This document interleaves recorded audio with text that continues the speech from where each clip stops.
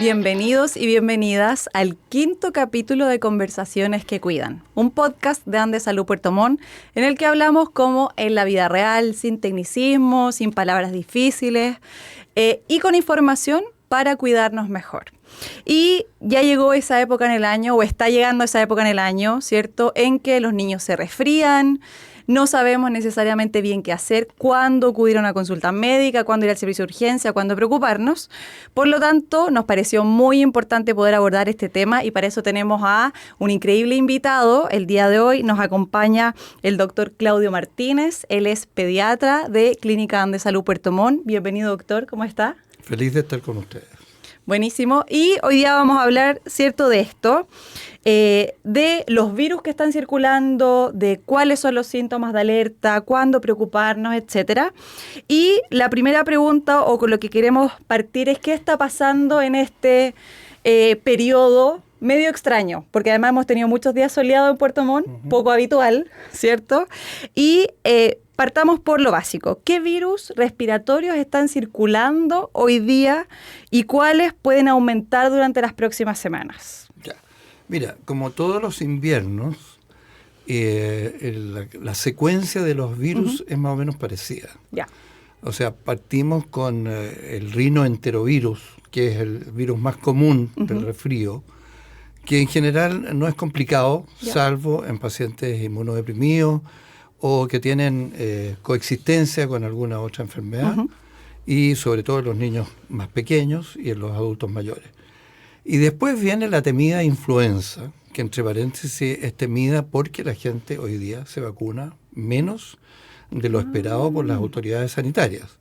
De hecho, hoy día hay un 58% de niños que se esperaba que se vacunaran que no se han vacunado. Y la influenza sí es un virus complejo, complicado, que puede incluso matar un paciente. Entonces, yo creo que ahora está entrando. Mira, el 80%, el 40% de los virus en este momento es el rinoenterovirus, que es, como te decía, el del resfrío.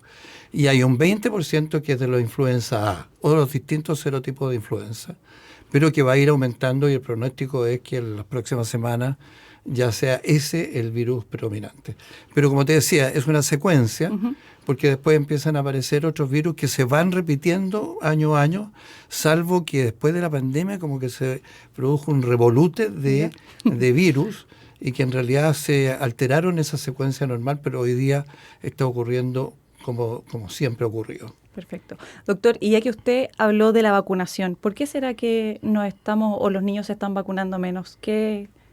Mira, yo creo que Chile es un país que tiene una gran cultura de vacunación. De hecho, la situación de salud en Chile se ha visto históricamente favorecido porque ha habido programas de salud y porque ha habido una adhesión bastante importante de la gente, una confianza. Pero desgraciadamente las redes sociales, que sirven para muchas cosas buenas, también desinforman un poco y hay una corriente mundial antivacuna que no tiene ningún fundamento científico, pero con una serie de teorías conspirativas que ha hecho que la gente tenga menos adhesión que antes, pero sigue siendo en Chile un tema de adhesión importante y de cultura vacuna. Ahora, lo que pasa es que también tiene que ver con la programación que el Estado hace.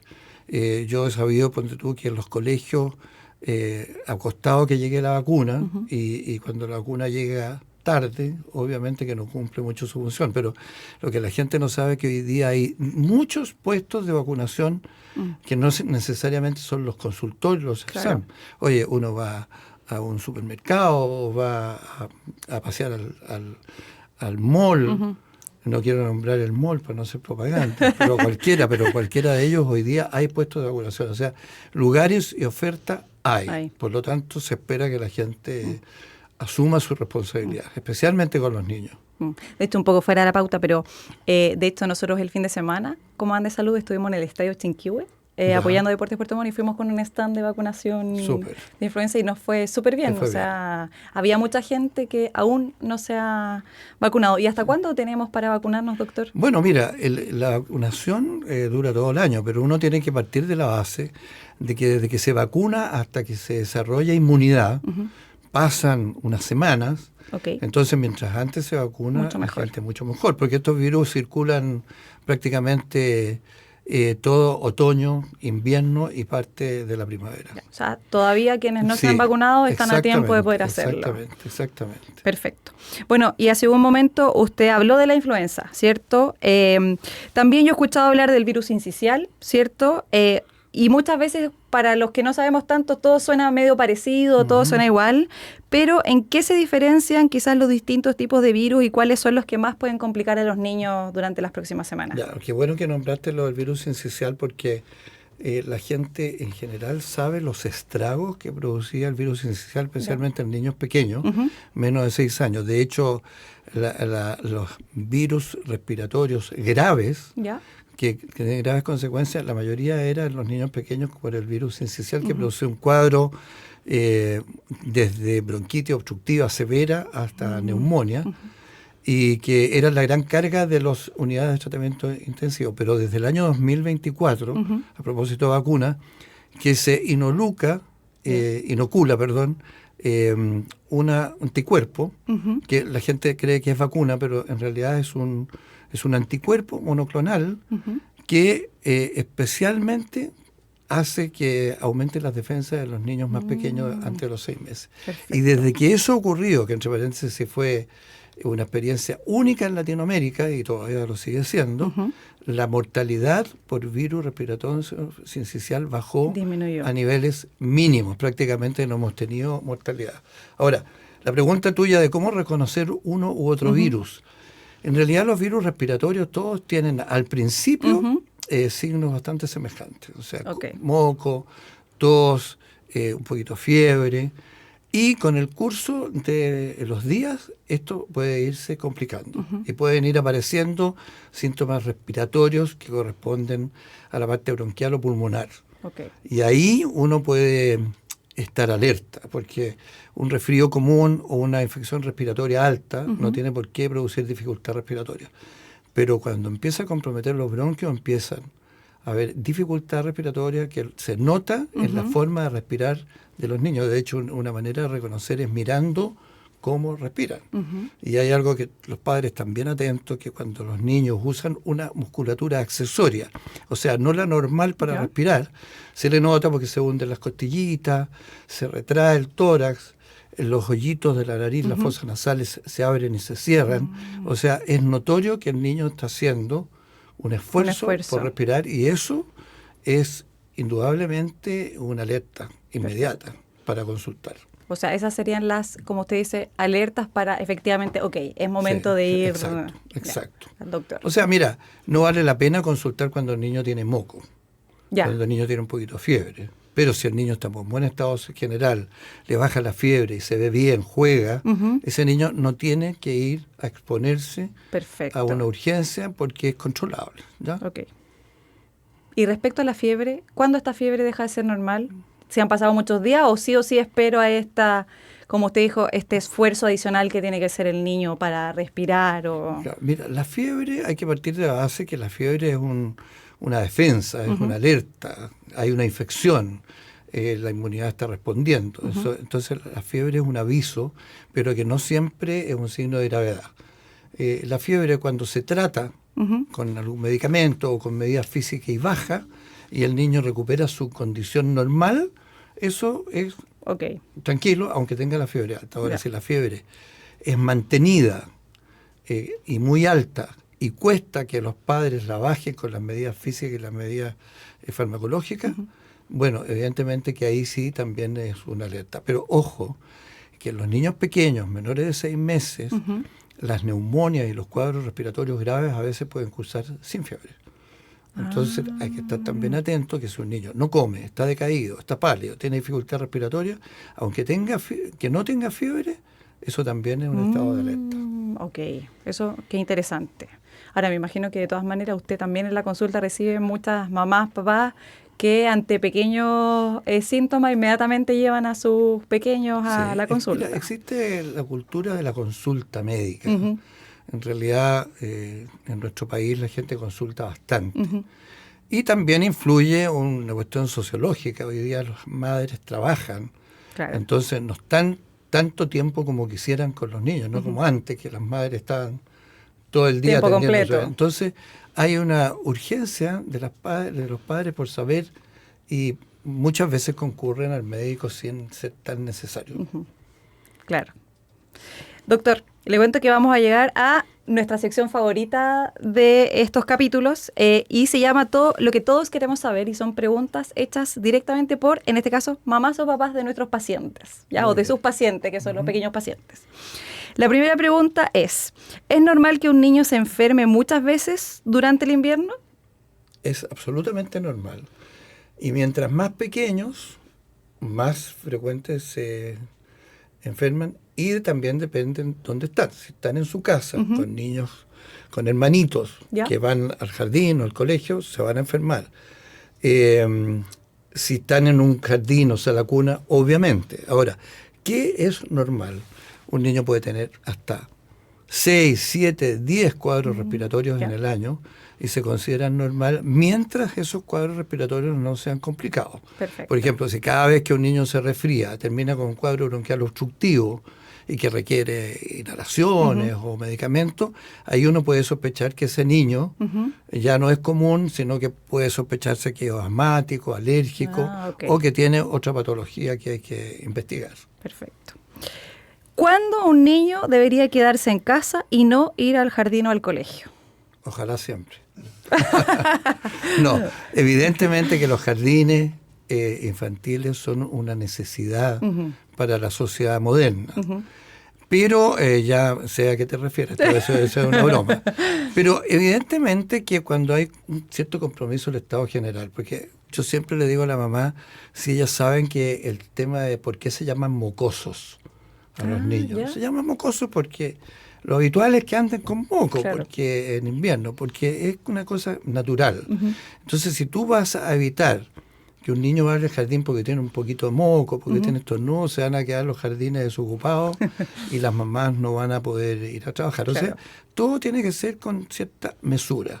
Pero evidentemente que un niño que está afiebrado no debe ir al jardín, porque eso puede ser o algo común y corriente o puede ser algo más complejo. Perfecto. Los cambios bruscos de temperatura, ¿enferman efectivamente o eso es un mito? No, no es un mito. A ver, ¿por qué se enferman los niños más en invierno? ¿Por qué los virus, mejor dicho, circulan más en invierno? Porque con el frío la vía respiratoria reacciona distinto, se seca. Nosotros en la mucosa respiratoria tenemos unos pelitos que son microscópicos que sirven para filtrar. Esos pelitos ya no tienen la movilidad adecuada. Entonces el aire entra, en vez de tibio, entra frío, y obviamente que ahí los virus tienen todo el campo para poder producir enfermedades. O sea, hay algo de verdad. Hay algo de verdad. Y los cambios bruscos de temperatura, es mejor tener una casa, una temperatura ambiente pareja. A veces es mejor abrigar más al niño que abrigar el ambiente. Que esté tan alta la temperatura de la casa. Exactamente. Y no olvidarse que la prevención, además de la vacuna, está en el ambiente. Entonces, ventilar, no secar ropa dentro de la casa, usar una calefacción que sea no contaminante. Yo creo que hay que ir tomando medidas que favorezcan un ambiente adecuado y saludable. Perfecto. ¿Cuándo corresponde ir a urgencia y cuándo corresponde ir a una consulta médica? Mira, el servicio de urgencia normalmente está disponible para cuando no está disponible la consulta médica. O sea, si existe acceso a una consulta médica, además de que le va a salir más barato, también permite un estudio y no recargar los servicios de urgencia. ¿Ya? Obviamente la gente no tiene por qué ser experta en saber si su niño está mal o no. Pero en los servicios de urgencia hay protocolos que permiten discriminar entre un niño grave o no. Ahora, no hay que restarse a ir a un servicio de urgencia cuando uno sospecha que su niño está enfermo. Pero tiene que entender que cuando vaya a la urgencia sí hay expertos que van a discriminar entre una urgencia real y una urgencia que es producto de los padres. Y ellos van a decidir qué prioridad tiene ese niño para atenderse. Perfecto. Y la última pregunta hecha por nuestros pacientes o papás de pacientes es si es que es normal que después de un virus los niños queden con tos por varias semanas. A veces la tos como que queda, no solo los niños, también en los adultos. ¿Es normal que pase eso? Es frecuente, no es que sea normal, es frecuente. Y depende del virus. Por ejemplo, está claro que hay virus como el virus respiratorio sincicial que dejan una inflamación por un tiempo largo y muchas veces esos pacientes requieren un medicamento especial para desinflamar la vía aérea. Ahora, lo normal es que dure lo que dura el cuadro más activo, digamos. Pero hay virus que producen tos por mucho tiempo. Bueno, el más conocido de todos es la coqueluche, la tos convulsiva, que puede una persona, un niño, a pesar de haber sido tratado adecuadamente, puede tener meses tos. Meses tos. Oye, a propósito quiero hacerte el tema de la vacuna. La gente joven que no conoció la época en donde las infecciones eran muy graves y mataban niños, y de hecho hoy día tenemos vacunas que han impedido que la gente siquiera conozca las enfermedades, pero eso es porque se vacuna. Entonces hoy día claramente la gente tiene que entender que el bienestar y la salud de la cual hoy día gozamos se debe a que hay políticas de salud pública que han sido tremendamente exitosas en nuestro país. A veces no tenemos mucha conciencia de la suerte que tenemos de haber sido años un país que ha llevado la vanguardia de estas políticas públicas.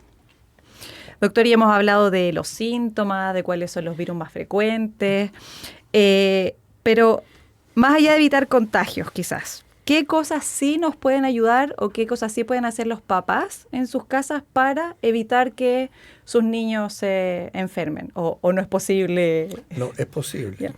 Mira, la prevención tiene que ver con las vacunas, obviamente, y con un ambiente saludable. Perfecto. Es decir, como te decía, ventilación adecuada, evitar la contaminación. Obviamente que hoy día todo el mundo ya sabe que el cigarrillo y el humo del tabaco fuera, ¿ya? E incluso el fumador no se da cuenta, va a fumar afuera, pero lleva en su ropa impregnado, entonces eso también afecta. Entonces, ambiente sano, bien ventilado, temperaturas regulares, adecuadas, no excesivas, y también, ojalá, si es posible, mantener una temperatura uniforme en toda la casa, porque a veces tú entras a una habitación, efectivamente, está muy calurosa, y en otras está más y otras veces también, esto lo digo para las mamás de niños muy pequeños, que cuando van a bañar al niño prácticamente parece sauna, ¿no? Tiene que ser una cuestión natural, se baña corto o lo que suceda, pero sin excesivamente calentar el ambiente, porque eso también... ¿Hay una temperatura más o menos que podamos saber qué es esta temperatura que deberíamos mantener sin excedernos en el fondo? Claro, mira, a ver, 15 grados es como para que un niño esté vestido normal, sobre todo una guagua pequeña, 15 grados. Entre 18 y 20 grados prácticamente... Para andar más livianito de ropa. Livianito. Y sobre 20 grados hay que andar como si fuera verano dentro de casa. Entonces, a veces la gente abusa de la calefacción y tiene los niños muy abrigados en lugares demasiado calefaccionados. A veces creemos que es mejor que esté más calentito que esté más... Eso pasaba en mi casa, por ejemplo. A mi papá le gustaba... La temperatura más... Pero yo creo que es una costumbre nuestra. De hecho, es hasta antieconómico gastar también calefacción. De todas maneras. A veces obligarse y hacer un poco de ejercicio no es una mala política. Sí, totalmente de acuerdo. Hablamos entonces de evitar contagios, pero cuando el niño o la niña ya está enferma, ¿qué podemos hacer para ayudar a su recuperación? También siguen los mismos consejos, ventilación, ambiente estable en la temperatura. ¿Qué más podemos somatizar? Estamos partiendo de la base del niño que no está complicado. Claro, sí. El niño que no está complicado basta con dejar que la enfermedad evolucione naturalmente. Ahora, en nuestro medio hoy día, que es que hay como mucha urgencia de que los síntomas tienen que desaparecer rápido, ¿ya? Pero a ver, que un niño tenga coriza, moco, que tenga tos, si está con buen estado general, está con ánimo, come bien, duerme bien, déjelo tranquilo, no se angustian, ¿ya? Y también que nosotros tenemos un alto consumo, ahora la farmacia me van a retar, pero un alto consumo de medicamentos para tratamientos sintomáticos que en realidad son una exageración. O sea, hoy día límpiate los moquitos, toma algún analgésico cuando hay fiebre y si quieres vitamina C. Ahora están de moda los probióticos, pero por favor, antibióticos, déjenselo al médico y en situaciones bastante calificadas. Claro. Suelen hacer eso a veces. Sí, la automedicación, mira, debiera haber 3 o 4 remeditos en la casa y serían suficientes para tratar la mayoría de las enfermedades respiratorias o virales de los pequeños. Ya, importante eso, la automedicación. La automedicación, sí, no lo hagan en su casa. Doctor, bueno, en invierno muchas familias obviamente viven semanas agotadoras, ¿cierto? Los niños cuando se enferman no duermen bien, las mamás, usted bien decía que a veces tienen que también faltar al trabajo, etcétera, y eso genera en general un clima que a veces obviamente es de preocupación. ¿Qué mensaje le daría a usted desde su experiencia a los padres que van a verse enfrentados a un invierno, que los niños se van a resfriar, etcétera? ¿Qué mensaje le daría a usted a esos padres? Mira, yo creo que lo que hemos hablado habría que reforzar el tema de la vacunación. Vacunación oportuna y de todo lo que esté disponible y aconsejado por los sistemas de salud pública, como ya te lo dije. Lo segundo, el tema del ambiente, ¿ya?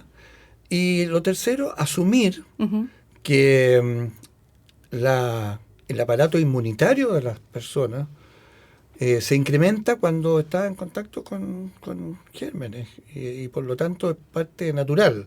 De hecho, los niños se enferman mucho primero, segundo año, después prácticamente. Claro. Yo lo veo en mi consulta, mis pacientitos se repiten todos los meses durante el primero o segundo año, después se desaparecen. Y no es que hayan cambiado de doctor, o a lo mejor sí, esperemos que no. Sino que la verdad es que ya se enferman mucho menos. Claro. Perfecto. Entonces, también darle tranquilidad a esos padres de que es totalmente normal, ¿cierto?, que se enfermen en invierno. Perfecto. Doctor, y sobre las vacunas, lo último. Además de la vacuna contra la influenza, ¿hay alguna otra vacuna recomendada o con la vacuna contra la influenza? Es que lo que pasa que, y ahí vuelvo a lo que te decía antes, tenemos poca conciencia de que nuestro Plan Nacional de Inmunización es estupendo, es extraordinario. O sea, tiene hoy día todas las vacunas al nivel del país desarrollado. No nos falta nada. Perfecto. Y estos plan de vacunación se va actualizando. Y todos los años hay un grupo de expertos que se junta con la información nacional, con la información internacional y se van agregando vacunas.